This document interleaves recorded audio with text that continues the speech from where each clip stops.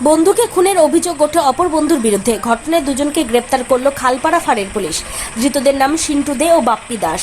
প্রসঙ্গত, মৃত দেবভানুভূতি এবং সিন্টু দে দুজনেই ভালো বন্ধু ছিল। একটি ছোট্ট বিষয়ে তাদের মধ্যে বন্ধুত্ব নষ্ট হয়। বৃহস্পতিবার রাতে সিন্টু তার কয়েকজন সঙ্গীর সঙ্গে ঝঙ্কার মোড়ে এলাকায় দাঁড়িয়েছিল। সেই সময় দেবভানুভূতি টোটো চালিয়ে বাড়ির দিকে যাচ্ছিলেন। অভিযোগ, সিন্টু তাকে দাঁড় করিয়ে সঙ্গীদের সঙ্গে মিলে মারধর করে এবং গলা টিপে ধরে। পরবর্তীতে খবর পেয়ে পরিবারের সদস্যরা ঘটনাস্থলে পৌঁছে ব্যক্তিকে উদ্ধার করে শিলিগুড়ি জেলা হাসপাতালে ভর্তি করেন। এরপর সেখানে চিকিৎসা চলাকালীন মৃত্যু হয় তার।